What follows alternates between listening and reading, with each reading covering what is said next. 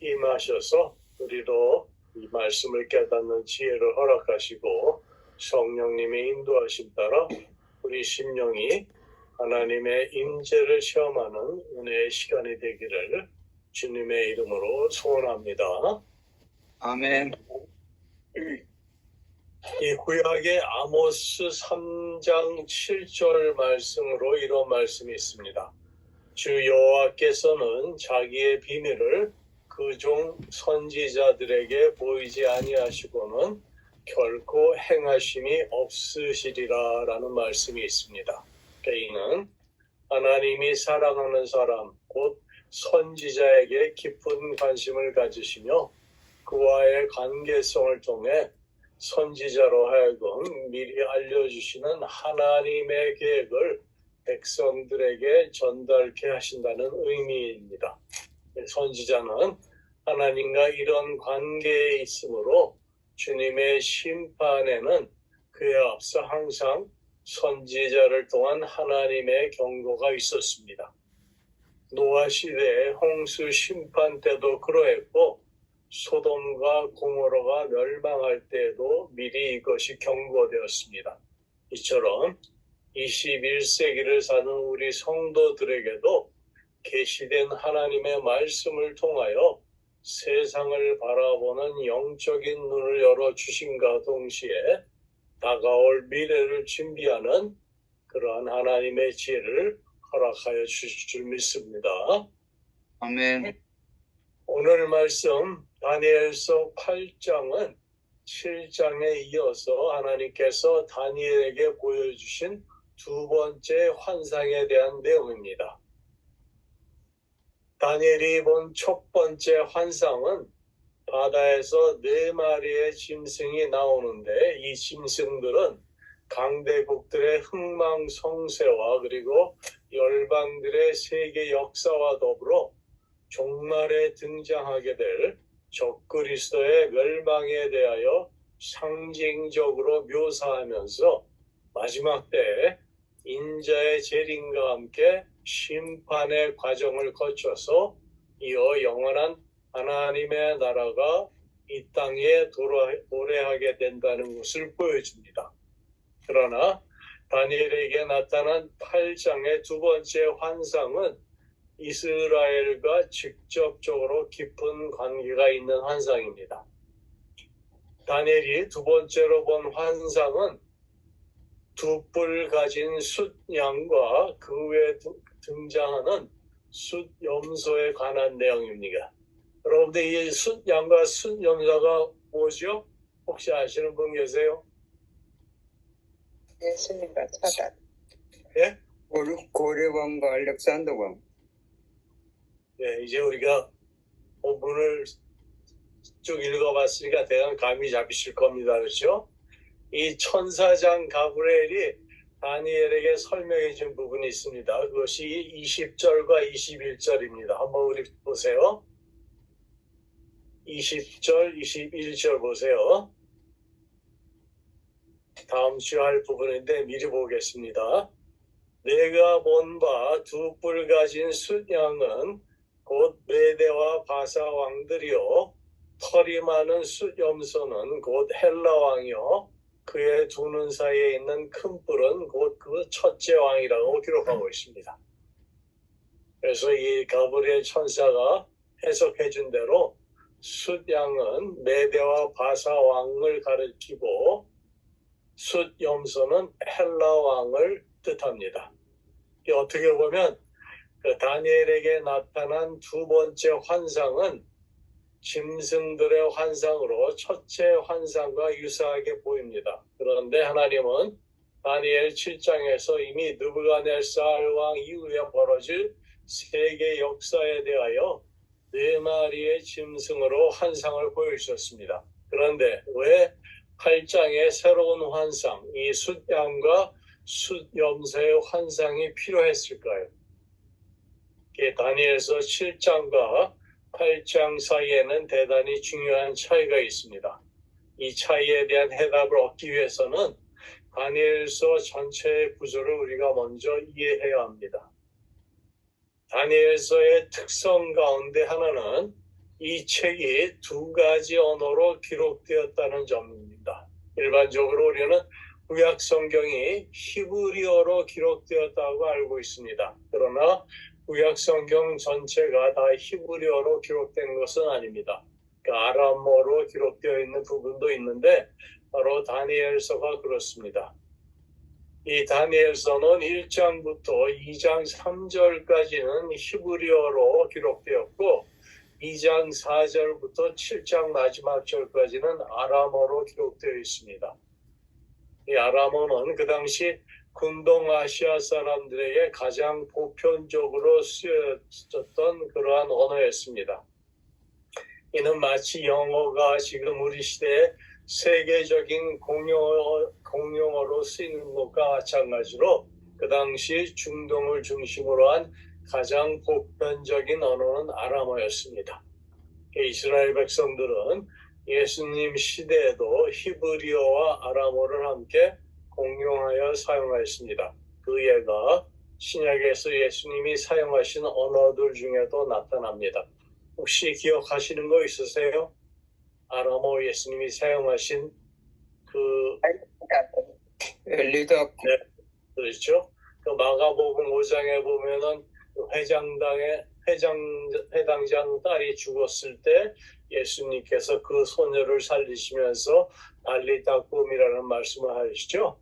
그 뜻이 곧 일어나라라는 뜻입니다. 그런데 오늘 말씀이 다니엘 8장 1절부터 마지막 절까지는 또다시 히브리어로 기록이 되어 있습니다. 그럼 왜 이런 언어의 전환이 필요했을까요? 그것은 하나님의 메시지를 전할 대상과 내용이 달랐기 때문입니다. 다니엘서 2장부터 7장까지에는 세계 역사의 전개를 보여주시려는 하나님의 의도가 담겨 있었습니다. 이 교훈을 이방인, 곧 우리들에게까지 계시하시기를 원하셨던 하나님은 그 당시 이방 세계에서 가장 보편적으로 통용되던 이 아람어를 사용하게 하셨던 것입니다. 옛 시리아 말인 아람어는 다니엘서 외에 에스겔서 일부에도 쓰여졌습니다. 그런데 다니엘 8장부터 다시 히브리어로 기록된 이유는 하나님께서 특별히 이스라엘을 향하여 주시고자 하시는 중요한 메시지, 계시가 그 부분에 담겨 있기 때문입니다. 유대인들은 2000년 동안 여러 나라에 뿔뿔이 흩어져 살았기 때문에 정착하여 그들이 사는 장소에 따라 사용하는 언어도 각기 달랐습니다. 하지만 그들이 성경을 대할 때와 그들의 절기를 지킬 때만큼은 모국어 히브리어를 사용했습니다. 그래서 그들이 어디에 살고 있든지 간에 그들의 유일신인 여호와 하나님을 섬기는 신앙과 모습이 동일할 수 있었던 이유는 바로 히브리어가 유대인들을 하나로 만들어주는 구심체 역할을 했기 때문입니다. 그러한 이유로 다니엘서 8장은 이스라엘 민족과 직접 관련된 세계 근동 역사의 미래와 함께 그 백성들에게 주시는 계시에 대해 다루고 있습니다. 이 8장에는 첫째로 두 뿔을 가진 숫양과 큰 뿔을 가진 숫염소가 나타납니다. 우리 다니엘서 8장 3절 4절을 한번 보세요. 우리 박 집사님이 좀 읽어주실래요? 예. 3절 내가 4절. 눈을 들어본즉 강가에 두 뿔을 가진 순양이 있었는데 그 두 뿔이 다 길었으며 그중 한 뿔은 다른 뿔보다 길었고 그 긴 것은 나중에 난 것이더라.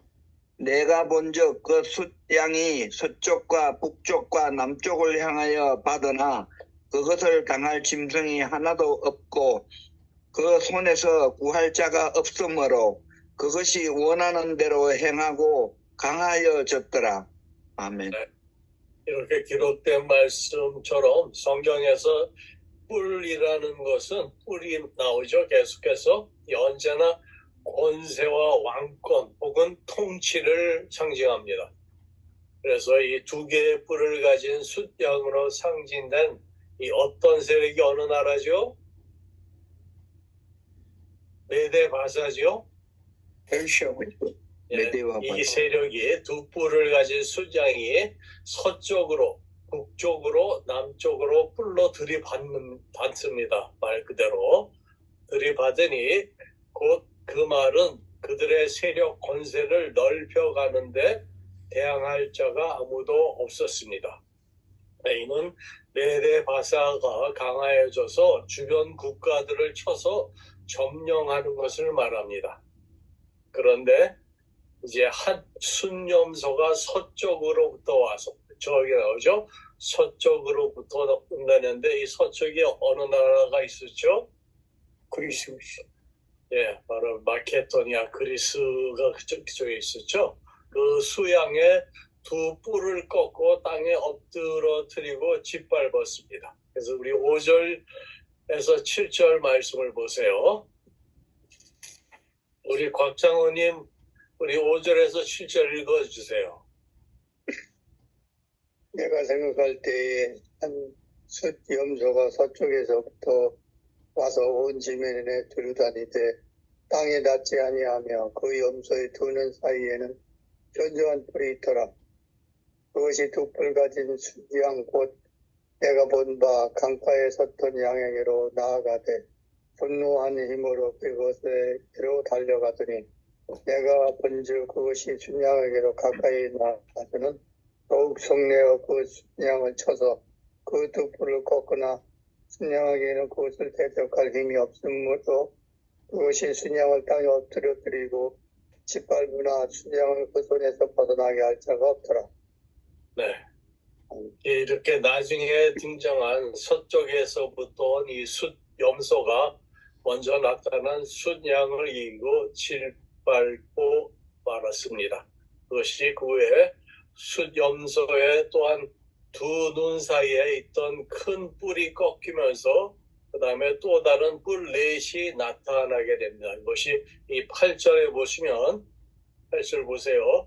숫 염소가 스스로 심히 강대하여 가더니 그가 강성할 때 그 큰 뿔이 꺾이고 나오죠.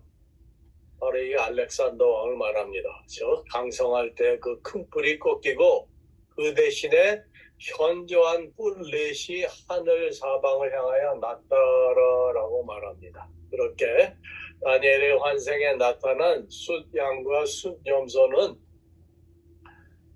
20절, 21절에서 본 것처럼 메대 바사 왕들이요 털이 많은 이 숫염소는 곧 헬라 왕입니다. 그의 두 눈 사이에 있는 큰 뿔은 그 첫째 왕, 그리고 이 뿔이 꺾이고 그 대신에 네 뿔이 났은즉 그 나라 가운데서 네 나라가 일어나되 그의 권세만 못하리라고 말합니다. 이 두 뿔 가진 숫양은 메대 바사 제국으로, 메대와 바사 제국은 문자 그대로 하나의 제국이 아니라 메대와 바사가 연합해서 이루어진 두 나라의 합체입니다. 7장에서는 이것이 곰으로 비유되어 나타났었죠. 이 곰이 한쪽을 들었다고 묘사하고 있습니다. 곧 힘의 균형을 의미합니다. 숫양의 두 개의 뿔 중에서도 나중 뿔이 더 길다고 했는데 이것은 메대가 먼저 일어났지만 나중에 더 긴 뿔, 더 강력한 고레스 왕의 바사가 메대를 합병하여 페르시아 제국으로 통합될 것을 의미합니다. 그 다음에 나타난 숫염소는 메대와 바사를 정복한 그리스 헬라 제국을 상징합니다. 그리스 헬라 제국은 알렉산더 대왕의 영도하에 메대와 바사 제국을 정복하지만 헬라 제국도 영원하지 못했습니다. 숫염소의 큰 뿔이 꺾이고 그 자리에 네 개의 뿔이 돋아났듯이 큰 뿔, 그 알렉산더 왕이 갑자기 죽은 후에 그의 제국은 네 개의 나라로 분할되고 말았습니다. 이 알렉산더의 네 명의 대장군에 의해 네 조각으로 갈라지는데 네 장군의 이름이 이 카산드로스, 셀레쿠스, 리시마크스, 프톨레미오스 이 네 명입니다. 후에 이 네 나라 가운데 셀루쿠스 왕조에서 이 안티오쿠스 4세 에피파네스가 나타납니다. 이러한 것들이 이미 지나간 과거의 역사를 바라보는 우리 입장에서는 그다지 큰 의미를 느끼게 하지 못할 수도 있습니다. 그러나 다니엘이 이러한 환상을 받은 시기는 그때로부터 몇백 년 후에 일어날 역사에 대한 예언이라는 측면에서 볼 때 이는 매우 놀라운 사실입니다. 이를 좀 더 실감나게 이해하기 위해서 우리 한국의 기독교 역사를 비교하여 잠깐 설명해 보겠습니다.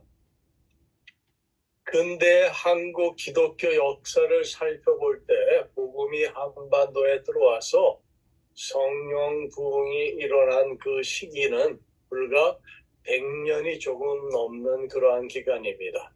그 전까지 우리 한민족은 하나님을 모르는 채 5,000년을 살아왔습니다. 사도행전에서도 보듯이 예루살렘에서 시작된 이 성령운동이 이방 나라들을 거쳐서 대한민국에 전해지기까지 거의 2000년의 시간이 흘렀습니다. 성경에는 유럽의 종교 개혁이나 그에 대한 기독교 역사가 나타나지 않습니다. 물론 한반도에 대한 예언의 말씀도 없습니다. 그러나 유대민족 이스라엘에 대한 계시는 너무나도 자세하게 기록되어 있습니다. 이 말은 다른 말로 성경과 이스라엘은 뗄래야 뗄 수 없는 관계에 있다는 말이기도 합니다. 그래서 우리가 앞으로 요한계시록을 이해하는 데 있어서도 이스라엘을 배제할 수 없습니다. 이 디아스포라로 국가 없는 민족으로 세상을 유랑하던 하나님의 백성 이스라엘을 거의 2000년이라는 세월이 지나 그들을 고토로 그들의 고향으로 다시 부르셨습니다. 그것은 역사적으로 불가능해 보이던 그러한 일이 그러한 기적이 1948년에 이루어짐으로써 역사 속에서 일하시는 여호와 하나님을 전 세계가 알게 하셨습니다. 불과 75년 전의 일입니다. 마지막 때 이스라엘을 회복하시겠다는 주님의 약속이 지금도 성취되어 가고 있습니다. 그 시기의 시작의 징조는 성경에서 언급하는 말세의 여러 징조들과 함께 종말의 적그리스도의 출현으로 확인할 수 있습니다. 그런데 오늘 말씀 수겸서 그 헬라 제국의 네 뿔 중 한 뿔에서 작은 뿔 하나가 나왔습니다. 9절 보세요. 그중 한 뿔에서 또 작은 뿔 하나가 나서 남쪽과 동쪽과 또 영화로운 땅을 향하여 심히 커지더니라고 말합니다. 다니엘에게 나타난 두 번째 환상에는 숫양과 숫염소의 등장만으로 끝나는 것이 아닙니다. 만약 그렇다면 느부갓네살이 꿈에서 본 신상이나 다니엘에게 첫 번째 환상으로 나타났던 네 짐승의 환상과 큰 차이가 없을 것입니다. 그러나 다니엘에게 나타난 두 번째 환상의 핵심은 숫양이나 숫염소가 아니라 작은 뿔의 등장에 있습니다.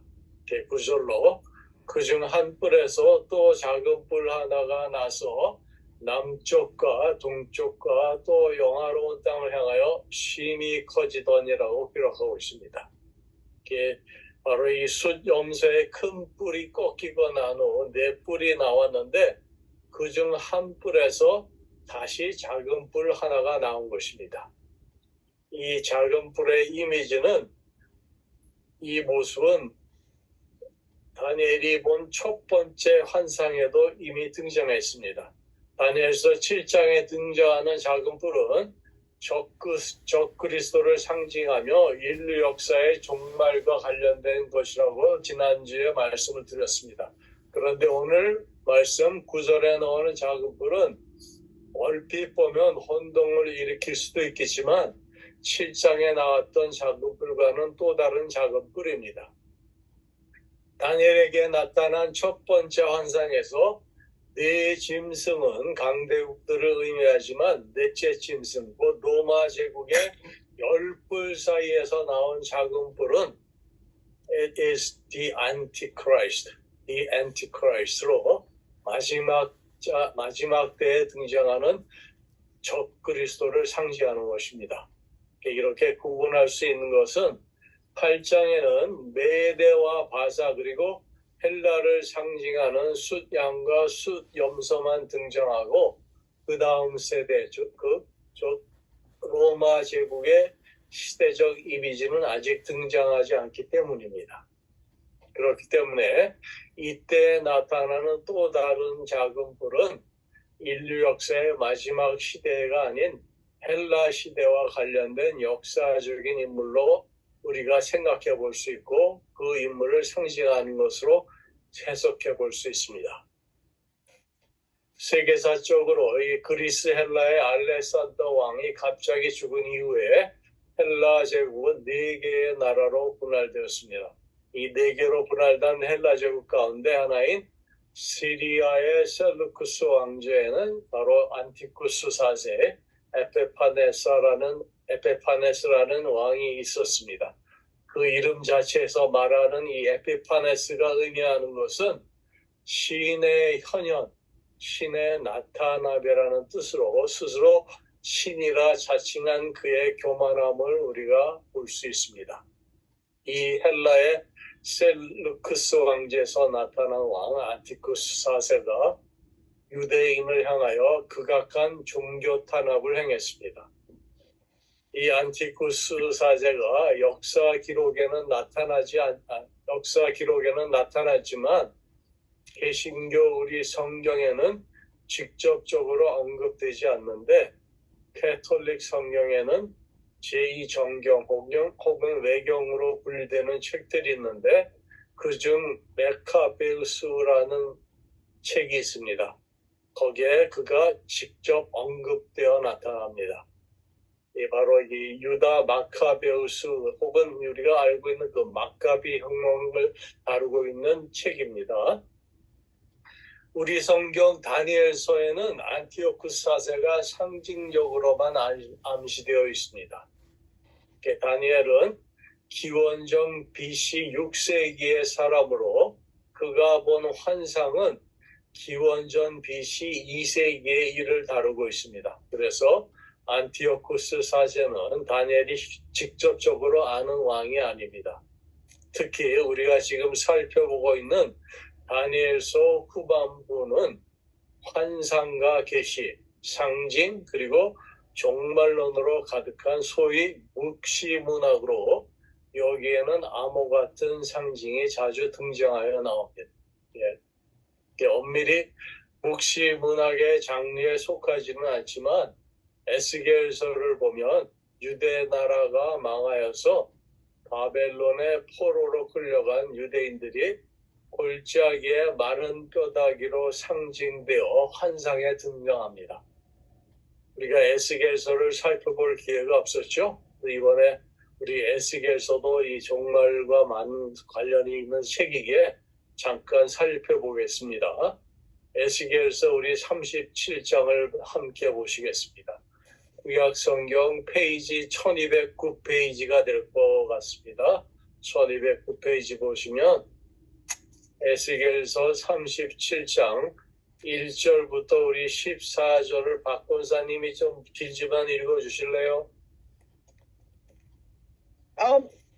다시 말씀해 주시겠어요? 네. 에스겔 37장 1절에서 14절 페이지 수로는 1209페이지가 됩니다. 1209페이지 정도 될 것 같아요. 네. 이 말씀은 이제 이스라엘 상징해서 마른 뼈를 우리가 익히 들어서 알고 있는 구절입니다. 우리 1절부터 14절까지 읽어주세요. 여호와께서 권능으로 내게 임재하시고 그의 영으로 나를 데리고 가서 골짜기 가운데 두셨는데 거기 뼈가 가득하더라. 나를 그 뼈 사방으로 지나가게 하시기로 본즉 그 골짜기 지면에 뼈가 심이 많고 아주 말랐더라. 그가 내게 이르되 인자야 이 뼈들이 능히 살 수 있겠느냐 하시기로 내가 대답하되 주 여호와여 주께서 아시나이다. 또 내게 이르시되 너는 이 모든 뼈에게 대언하여 이르기를 너희 마른 뼈들아 여호와의 말씀을 들을지어다. 주 여호와께서 이 뼈들에게 이같이 말씀하시기를 내가 생기를 너희에게 들어가게 하리니 너희가 살아나리라. 너희 위에 힘줄을 두고 살을 입히고 가죽으로 덮고 너희 속에 생기를 넣으리니 너희가 살아나리라. 또 내가 여호와인 줄 너희가 알리라 하셨다 하라. 이에 내가 명령을 따라 대언하니 대언할 때 소리가 나고 움직이며 이 뼈 저 뼈가 들어맞아 뼈들이 서로 연결되더라. 내가 또 보니 그 뼈에 힘줄이 생기며 살이 오르며 그 위에 가죽이 덮이나 그 속에 생기는 없더라. 또 내게 이르되 인자야 너는 생기를 향하여 대언하라. 생기에게 대언하여 이르기를 주 여호와께서 이같이 말씀하시기를 생기야 사방에서부터 와서 이 죽임을 당한 자에게 불어서 살아나게 하라 하셨다 하라. 이에 내가 그 명령대로 대언하였더니 생기가 그들에게 들어가매 그들이 곧 살아나서 일어나 섰는데 극히 큰 군대더라.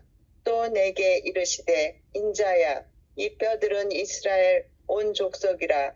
그들이 이르기를 우리의 뼈들이 말랐고 우리의 소망이 없어졌으니 우리는 다 멸절되었다 하느니라. 그러므로 너는 대언하여 그들에게 이르기를 주 여호와께서 이같이 말씀하시기를 내 백성들아 내가 너희 무덤을 열고 너희로 거기에서 나오게 하고 이스라엘 땅으로 들어가게 하리라. 내 백성들아 내가 너희 무덤을 열고 너희로 거기에서 나오게 한즉 너희는 내가 여호와인 줄 알리라. 내가 또 내 영을 너희 속에 두어 너희가 살아나게 하고 내가 또 너희를 너희 고국 땅에 두리니 나 여호와가 이 일을 말하고 이룬 줄을 너희가 알리라. 여호와의 말씀이니라. 아멘. 아멘. 이 에스겔서의 배경은 이스라엘의 바벨론 포로 시대입니다. 그 제사장 출신의 에스겔도 바벨론으로 잡혀가 포로 생활을 하던 중에 하나님께서 그를 부르십니다. 그리하여 포로로 잡혀간 이스라엘을 향하여 하나님의 말씀을 그로 전하게 대언하게 하십니다. 혹시 다시 조국으로 돌아갈 수 있을까라는 신랄 같은 희망을 가진 사람들에게 에스겔이 전하는 메시지는 헛된 희망을 버리라는 것이었습니다. 이미 멸망은 정해졌으니 기대해봤자 소용없다는 것이었습니다. 그동안의 잘못과 망해가는 이 순간까지 하나님을 배역하는 그 나라의 지도자와 백성들의 모습을 하나님은 낱낱이 드러내서 보여주십니다. 그러기에 심판은 피할 수 없다는 것입니다. 에스겔의 예언대로 얼마 안 있어서 수도 예루살렘 성은 함락되고 성전은 파괴되어 이스라엘이라는 나라는 역사 속에서 사라지게 됩니다. 그러자 그때부터 에스겔 선지자의 메시지가 달라지게 됩니다. 그 메시지가 바로 오늘 읽은 말씀 중에 하나인데요. 이제 모든 소망이 끊긴 포로 백성들에게 다시 소망을 가지라고 말합니다. 하나님이 이들을 반드시 고국으로 돌려보내시고 다시 하나님을 섬기는 복된 민족이 되게 하시겠다는 것입니다. 세상의 미련과 세상에 대한 기대가 끊어질 때 비로소 하나님의 위로와 또한 축복이 시작된다는 소망을 갖게 하십니다. 그런데 이런 절박한 상황에서 이스라엘 사람들의 태도는 어땠을까요? 당시 그 사람들의 생각이 어떤지를 우리 20장 32절에 잘 나타나는데 제가 읽어드릴게요. 시간상 20장 32절에 보시면 너희가 스스로 이르기를 우리가 이방인 곧 여러 나라 족속같이 되어서 목속을 경배하리라 하거니와 너희 마음에 품은 것을 결코 이루지 못하리라 말씀하십니다. 너희가 스스로 생각하고 마음 먹기를 우리가 이방인 여러 나라 사람들과 같이 되어서 목속 곧 우상을 경배하리라고 그들이 말하고 있습니다. 그들 마음속에는 이미 하나님을 등지고 기왕 이렇게 된 상황에서 차라리 다른 나라 사람들처럼 목속이나 섬기며 살겠다는 겁니다. 하나님이 그들에게 원하셨던 게 이건 아니죠. 이는 마치 부모에게 야단 맞은 아이가 심통을 부리며 아예 가출하겠다는 격입니다. 이 모습은 기회만 되고 빌미만 생기면 하나님을 벗어나려는 인간의 죄된 본성을 그대로 말해주는 것입니다. 하나님을 멀리하라는 핑계거리는 늘 넘쳐납니다. 이런 그들에게 하나님은 이렇게 단언하십니다. 그 뒤에 부분이죠. 너의 마음에 품은 것을 결코 이루지 못하리라. 너희들이 그 마음에 품은 것이 뭐죠? 이방의 목성들 우상을 섬기는 것을 말하는 겁니다. 근데 너희 마음에 품은 것을 결코 이루지 못하리라고 단언하십니다.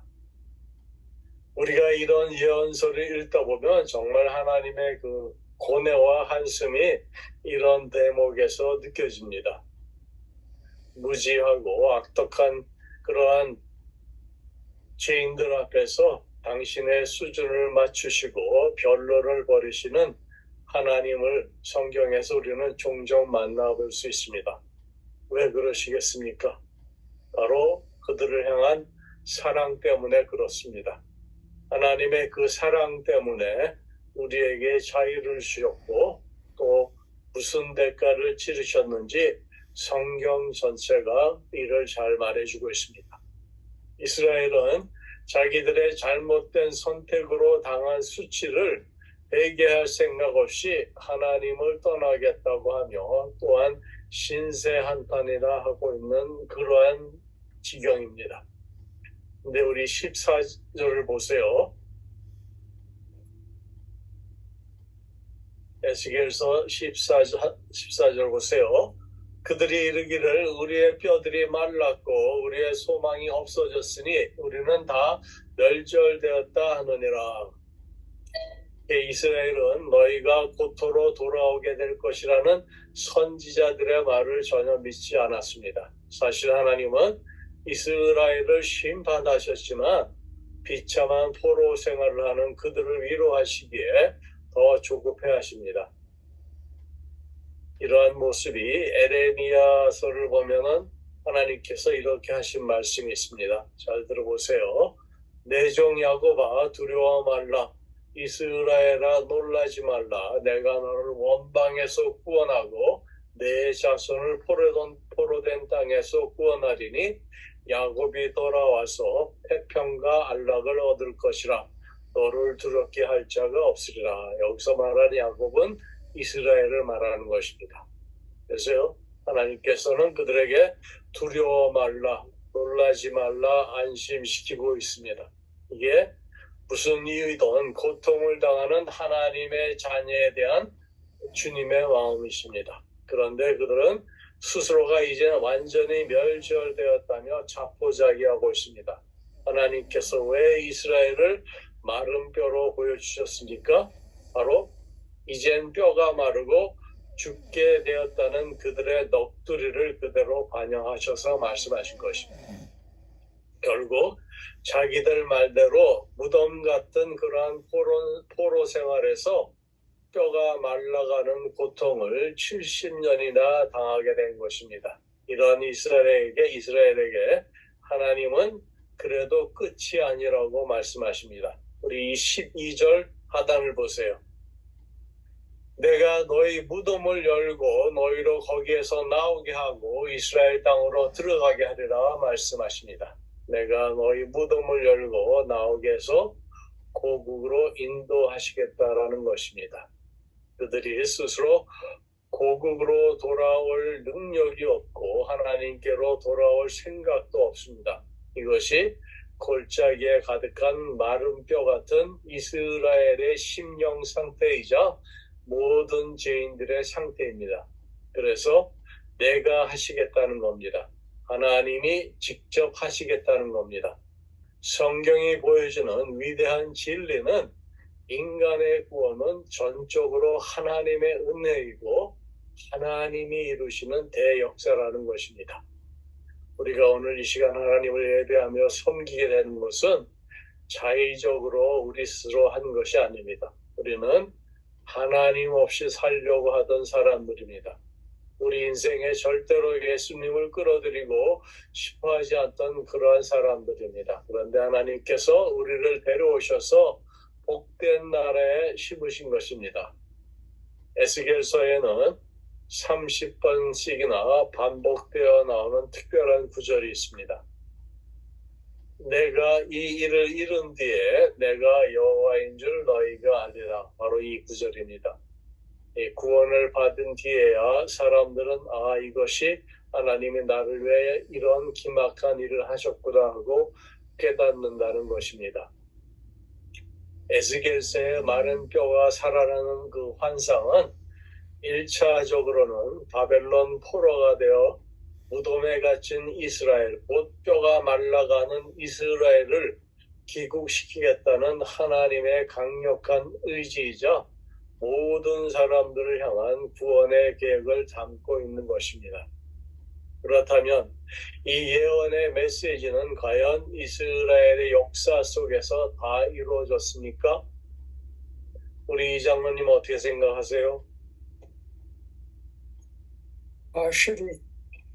partially, 그렇죠? Yeah, that's right.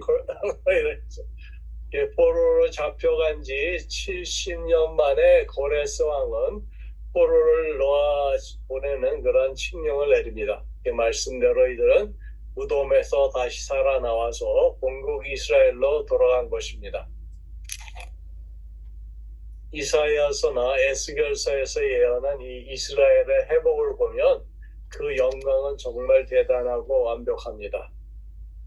그때 이리가 어린 양과 함께 살며 표범이 어린 염소와 함께 누우며 송아지와 어린 사자와 살찐 짐승이 함께 있어 어린 아이에게 끌리며 암소와 곰이 함께 먹으며 그것들의 새끼가 함께 엎드려 사자가 소처럼 풀을 먹을 것이며 젖 먹는 아기가 독사의 구멍에서 장난하며 젖된 어린아이가 독사의 굴에 손을 넣을 것이라.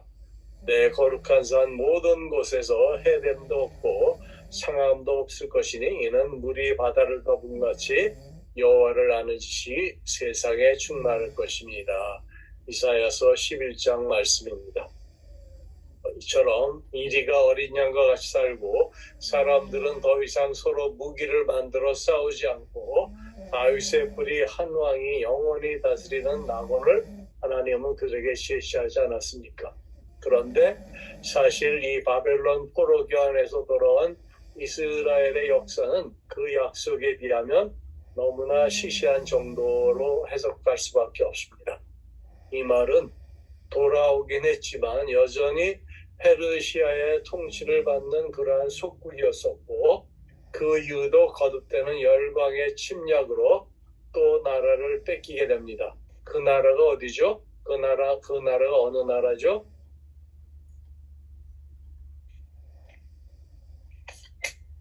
페르시아 다음에 어느 나라예요? 오늘 했잖아요. 메데바사 페르시아. 그다음 그리스 헬라 제국 아닙니까? 네. 그 다음에는 로마 제국이 나오고요. 그러니까 현재 이스라엘 땅에 어디 평화가 있습니까? 여전히 전쟁 중이잖아요. 그렇죠? 이건 이스라엘 선지자를 통해 약속하셨던 그 평화의 나라가 아닙니다. 그렇다면 이 정도의 회복을 하나님이 이렇게 과장되게 부풀려서 말씀하신 건가요? 그럴 리는 없다고 생각을 합니다. 실은 이러한 선지자들의 예언이 바벨론에서의 귀환만을 의미하는 게 아니기 때문입니다. 바벨론 귀환으로 이스라엘의 회복에 대한 예언의 말씀이 완전히 이루어진 게 아니라는 것입니다. 이때로부터 500여 년 뒤에 예수님께서 죽은 나사로를 살리실 때에 의미심장한 말씀을 하셨습니다. 요한복음 5장 25절 말씀으로 진실로 진실로 너희에게 이르노니 죽은 자들이 하나님의 아들의 음성을 들을 때가 오나니 곧 이때라. 듣는 자는 살아나리라 말씀하셨습니다. 이 구절은 예수님께서 하신 말씀으로 죽은 자들이 부활하여 살아날 때 하나님의 아들의 음성을 듣게 될 것임을 약속하고 있습니다. 이는 영생과 심판에 관한 중요한 진리의 말씀입니다. 무덤 속에 있는 모든 사람이 그의 음성을 듣게 되며 선한 일을 행한 자는 생명의 부활로 악한 일을 행한 자는 심판의 부활로 나오게 될 것입니다. 그러니까 본문에서 하나님께서 너희를 무덤에서 나오게 하시겠다는 이때는 바로 예수께서 이 땅에 오셔서 우리를 불러내실 때 그때라는 것입니다. 그래서 에스겔의 그 예언은 하나님이 반드시 이룰 것에 대한 모형적인 의미로 일부 이루어졌지만 원래 이 환상의 중점은 예수님께 맞춰져 있고 그리고 그 속죄의 결과로 오실 성령님의 구원사에게 맞춰져 있는 것이고 궁극적으로는 종말론적으로는 주님의 재림 때에 심판의 부활로 천국에서 완벽하게 이루어질 예언인 것입니다. 이 예언의 말씀은 이미 신약시대 예수님의 구원의 완성으로 이루어졌고 마지막 때에 주님이 이 땅에 강림하실 때 심판의 부활로 완벽하게 이루어질 예언인 것입니다. 이처럼 유대인들이 골짜기의 마른 뼈다귀로 상징되었다면 안티오쿠스 사제는 다니엘서에서 흥미롭게도 아주 못된 뿔로 상징되어 나타납니다. 역사적으로 이 안티오쿠스 에피파네스는 주전 BC 167년 12월에 영화로운 땅 이스라엘 땅에 쳐들어왔습니다. 이제 9절에서 12절 말씀이 이를 묘사하고 있습니다. 우리 9절에서 12절까지 이 말씀 좀 읽어 주실래요? 우리 이 권사님, 다니엘서 8장 9절에서 12절 말씀이요. 그것이 하늘 군대에 미칠 만큼 커져서 그 군대와 별들 중에 몇을 땅에 떨어뜨리고 그것들을 짓밟고 또 스스로 높아져서 군대의 주제를 대적하며 그에게 매일 드리는 제사를 없애버렸고 그의 성소를 헐었으며 그의 악으로 말미암아 백성이 매일 드리는 제사가 넘긴 바 되었고 그것이 또 진리를 땅에 던지며 자의로 행하여 형통하였더라. 네, 이 기록된 말씀처럼 그 에피파네스의 그 악한 행위가 이렇게 기록되어 있습니다. 7장 24절 25절에서는 이 넷째 나라에서 나온 10뿔 중에 이 세 왕을 복종시키고 나온 작은 뿔이 있었죠. 그 뿔의 설명에서는 그가 가장 높으신 분께 대항하여 말하며 가장 높으신 분의 성도들을 괴롭히며 정해진 때와 법을 바꾸려고 할 것이다라고 말하고 있습니다. 오늘 읽은 여기에 나오는 작은 뿔과 상당히 흡사하죠. 이 가장 높으신 분은 유대계 하나님을 가리키며 괴롭힘을 당하는 그분의 성도는 유대인입니다. 그리고 안티오쿠스 4세도 규율과 율법을 안중에 두지 않고 종교적 탄압을 했던 무례한으로 적그리스도의 상징이었습니다. 그는 이 아폴리니우스라는 장군을 보내서 2만 명의 군대가 예루살렘을 침략하여 성전을 자기들의 수중에 넣고 그 다음에 여호와 하나님을 섬기던 자리에 제우스 신상을 설치를 합니다. 그런 후에 유대인이 가장 더러운 동물로 취급하여 상종도 하지 않던 돼지를 잡아 제우스 앞에 제물로 바쳤습니다. 또 하나님께 매일 드리는 제사와 할례를 금지시키고 성경을 읽지도 못하게 하고 소유하지도 못하게 했습니다. 그래서 이를 발견하는 족족 모두 불태워버렸습니다. 그리고 우상에게 절하게 하였는데 이를 거부하며 신앙을 지키며 하나님을 섬기던 사람들을 잔인하게 학살하는 만행을 저질렀습니다. 이러한 사건의 예가 외경 마카베우스 하편에 기록되어 있습니다. 단 3일 만에 유대인 8만 명을 죽였다고 합니다.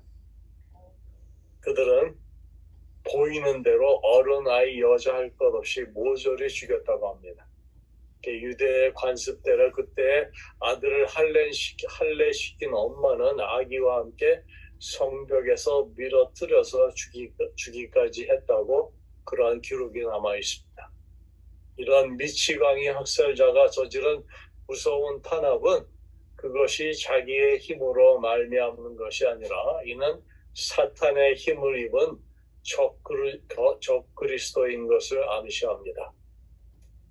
예루살렘을 점령한 후에 성전을 초토화했을 뿐만 아니라 하나님의 백성 이스라엘을 핍박하고 하나님을 욕되게 했습니다.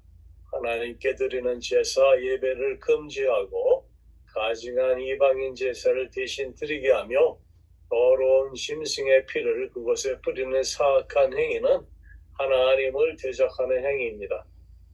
그런데 이와 같은 잔혹한 박해는 하나님이 정하신 기간에 끝나게 된다는 것입니다. 다니엘이 환상 중에 거룩한 천사들이 대화하는 말을 들으니 하나님의 성소와 백성이 짓밟힐 그러한 일이 2300주야까지라고 했습니다. 또한 그때에 우상으로 더럽혀진 성소가 정결하게 될 것이라고 했습니다. 오늘 13절, 14절 말씀인데요. 우리 박 집사님, 네. 마지막 13절, 14절 말씀 읽어주시고 오늘 마치겠습니다. 내가 들은 적 한 거룩한 이가 말하더니 다른 거룩한 이가 그 말하는 이에게 묻되 환상에 나타난 바 매일 드리는 제사와 망하게 하는 제약에 대한 일과 성소와 백성이 내준 바 되며 짓밟힐 일이 어느 때까지 이를꼬 하며 그가 내게 이르되 2300주야까지니 그때에 성소가 정결하게 되리라 하였느니라. 아멘. 2300주야는 성소가 더럽혀진 기간입니다. 이를 문자적으로 해석하면 2300주야의 주가 나오는데 이 부분은 다음 주에 시간상 하기로 하겠습니다. 네, 우리 잠깐 기도하시겠습니다.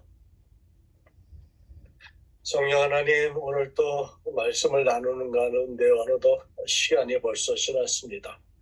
좀 더 많은 하나님의 말씀을 나누고 또 깊은 하나님의 뜻을 깨닫기를 원하는데 아버지 하나님, 저희들에게 주어진 시간이 한정이 되어 있습니다. 그 주어진 시간 안에 주어진 때에 하나님의 음성을 저희가 들을 수 있는 은혜를 허락하시고 그 진리의 말씀을 저희들의 심령에 담을 수 있는 그러한 은혜도 또한 저희들에게 주시옵소서. 저희들이 그저 말씀을 읽고 듣는 것이 아니라 살아계신 하나님의 그 생명의 말씀으로 영의 양식이 될 수 있도록 주께서 저희들을 인도하여 주시옵소서. 아멘. 오늘 하루도 주께서 피곤한 마음을 가지고 또 주님을 또 사랑하는 마음 때문에 이곳에 모아주셨습니다. 말씀으로 또 생명의 그 하나님의 말씀을 저희들의 영육 안에 더욱 강건함을 얻게 하시고 또 우리 이예구 장로님 육신을 더욱 강건케 해주시며 저희들의 기도하고 또 간구하는 모든 아버지 하나님 문제 또 기도의 제목들 주께서 들으시고 응답하여 주실 줄 믿습니다. 모든 것 주님께 감사드리오며 예수님의 이름으로 간절히 기도드렸습니다. 아멘.